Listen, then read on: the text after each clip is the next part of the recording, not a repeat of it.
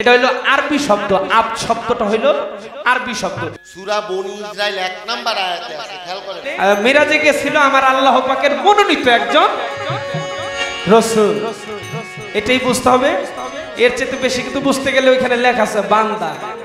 সূরা বনী Israil 1 number আয়াতে আছে, খেয়াল করেন আপনারা। ওখানে বলা হইছে আব্দুহু মেরাজে গেছে, নবী মেরাজে গেছে। কোরআনের কোনো আয়াত আমি পাই নাই। আপনি আমার আব্দুহু কাকে বলে বুঝায় দিবেন, আমি শিখতে চাই, জানতে চাই।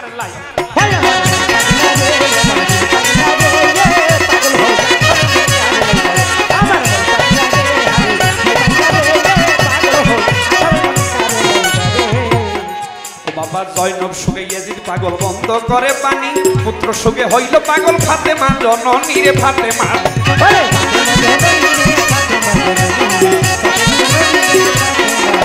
এই জয়নব সুগে ইয়াজিদ পাগল বন্ধ করে পানি, বাবা পুত্র সুগে হইল পাগল ফাতেমা, জননী রে ফাতেমা।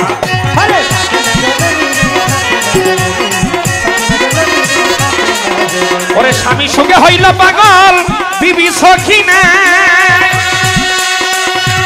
মনা আমার স্বামী সুগে হইল পাগল বিবি সখিনা।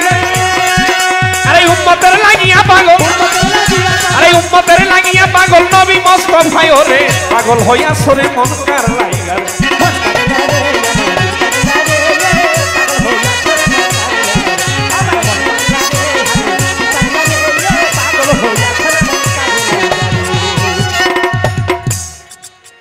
ধৈর্য ধরে নীরব থাকবেন, পায়ে ধরে বিনতি জানাই। আপনারা গন্ডগোল করলে বাউল গানের কোনো মজা নাই। আপনারা যদি বাজার থাকেন একটু চুপ, আমরা দুইজন শিল্পী আলামিন নুরি গাইতে পারবো, খুবরে গাইতে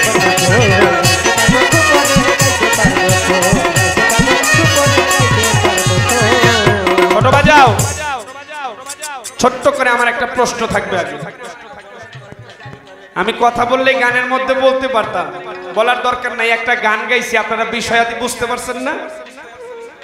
সাধক কবি, প্রেমিক কবি আব্দুল কবি রশিদ সরকার বাবাজানের লেখা একটি গান আপনাদেরকে শোনাইলাম। প্রথম মঞ্চ তো, ওই বিল্ডিং বানাইতে গেলে দেখবেন ফাউন্ডেশনের প্রয়োজন পড়ে। পড়ে না? ফাউন্ডেশন ছাড়া যদি একটা বিল্ডিং উঠান, আপনি উঠাইতে পারবেন? উড়াইবেন, পরত করে ভাঙ্গা পড়বো। রানা প্লাজার নাম শুনছেন না আপনারা? ঢাকায় যে রানা প্লাজা ডাইবা পড়ছিল, কত শত শত মানুষ বুঝে গেছে আটকে রয়েছে। কেউ আটকে ডাকে আমার একটু উঠান, কোনো কায়দা নেই, কারণ চাইপা নিচের দিক চলে গেছে। তাই ফাউন্ডেশন ছাড়া যদি বিল্ডিং বানান, তাই একটা বাউল গানের একটা ফাউন্ডেশন আছে। তাই প্রথম থেকে শুরু করলাম, আমি আমার পর্ব থেকে শুরু করলাম। আমি প্রথম থেকে নবীজির জীবনী আর নবীজির মিরাজ কিন্তু দুটোটা জিনিসই একজনের, নাকি অন্যজনের? আমার দয়াল নবী মিরাজে গেছিলেন, এটার একটা পর্ব, এটা একটা ভূমিকা নিয়ে আমাকে গান গাওয়ার আদেশ দিছে। আর নবীজির জীবনী থেকে জীবনী গান, জীবনী কথাবার্তা বলার জন্য আদেশ করেছেন আমার বোন শিল্পী সরকার। আমি তার কাছে সর্বপ্রথম একটি কথা রাখব। আমার দয়াল নবীজি জন্ম নিলেন বললে ভুল হবে, তাওয়াল্লাদ হইলেন। আমার দয়াল নবীজি যখন তাওয়াল্লাদ হইলেন, আবু জাহেল চিনছেন না? হ্যাঁ, চাচাটা চাচাই তো মনে মনে আগে থেকে কয়ে রাখছে, যদি নবী জন্ম নেয় তো ওইটার মাইরা উইরালাম, ওটা জ্যামবেই আছে, জ্যাম নেই থাও কেটে শেষ করে এলাম, কারণ আমার পথের কাটা।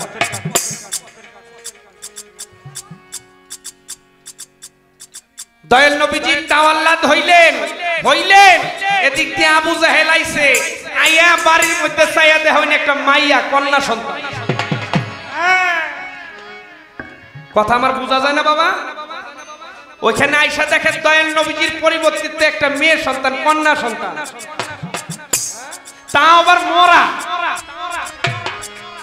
কথাটা আমার বোঝা যায় তো?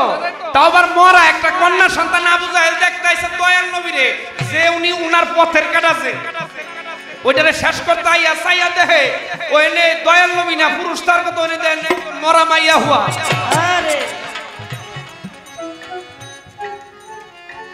এরপরে আবার গেলেন,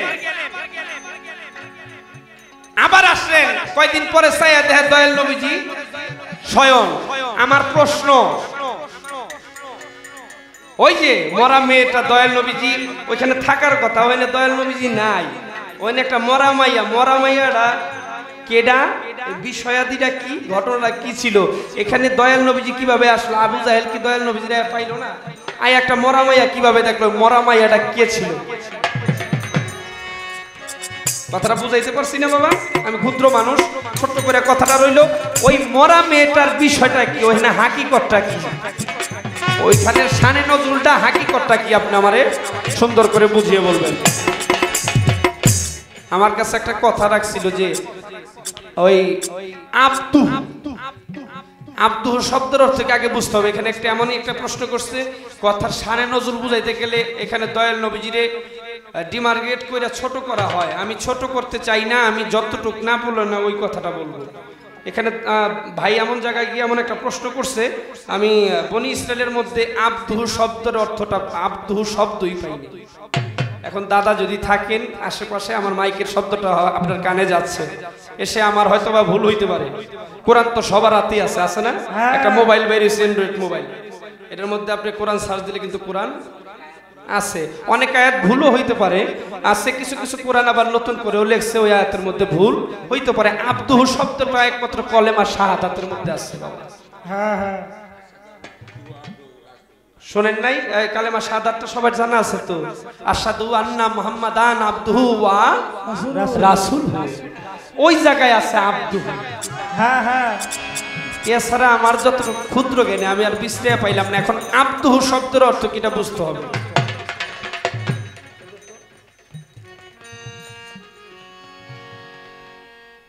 এখানে দুটি শব্দ ব্যবহার করা হয়েছে, যেমন আব্দ, সরেয়া ব লগে হইল দ, লাগাই না, এটা হলো আব্দ, এবং ও এরপর হইলো হু, এই হলো হু, আব্দ হু, এটার অর্থাৎ আসছে, এটা অর্থ হইছে তাহার আব্দ বা আল্লাহ আব্দ। এটা হইলো আরবি শব্দ, আব্দ শব্দটা হইলো আরবি শব্দ। এর চাইতে বেশি কিছু আমি বলতে চাই না। এটা শানে নজরুল আপনারা পাবেন, নেটে সার্চ দেন, যেভাবে সার্চ দেন ওইটা শানে নজরুলটা আপনারা পাইলে দেখলে বুঝতে পারবেন। আমি এর আর একটু আগে আর বাড়াইতে চাই না, কারণ এখানে মনোনীত, এক কথায় বলতে গেলে মিরাজে গেছিল আমার আল্লাহ পাকের মনোনীত একজন রাসূল, এটাই বুঝতে হবে। এর চেয়ে বেশি কিন্তু বুঝতে গেলে ওইখানে লেখা আছে বান্দা। আমি বান্দা কইয়া দয়াল নবীরে ছোট করতে চাই না, এক একজনের এক এক জ্ঞান, আমার কতটুকু জ্ঞান কইতে পারে না, কিন্তু আমি আমার সাথে আমার দয়াল নবীজির তুলনা করতে পারি না। বান্দা কারা? আমনেরা। হ্যাঁ হ্যাঁ, বান্দা হইলাম আমি, আমরা আমরা কি কোন ভাই? হ্যাঁ, আল্লাহ রইল বান্দা, নবী রইল উম্মত। এখন দয়াল নবীরে আমি ওই কথাটা বলতে পারি না বাবা। তারপরে যতটুকু না বলার, যতটুকু না বললে হয় না ততটুকু বলার চেষ্টা করলাম। বেশি কথা বললে তিতা লাগবো, তিতা লাগাইতে চাই না। একটা ভাব গান আপনাদেরকে, মন পাগলা রে আমার, দিল পাগলা রে, পাগল হইয়া ছড়া মন কারে লাইগা, ওই আমার মন পাগলা রে, পাগল হইয়া ছড়া মন কারে লাইগা রে, আমার মন